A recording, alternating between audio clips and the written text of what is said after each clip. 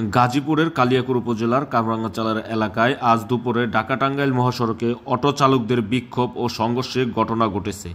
স্থানীয় সূত্রে জানা যায়, শেখ রেহানার বাসভবনের সামনে মহাসড়কে অবৈধ যান চলাচল বন্ধের সিদ্ধান্তকে কেন্দ্র করে সকাল থেকে এলাকায় উত্তেজনা ছড়িয়ে পড়ে।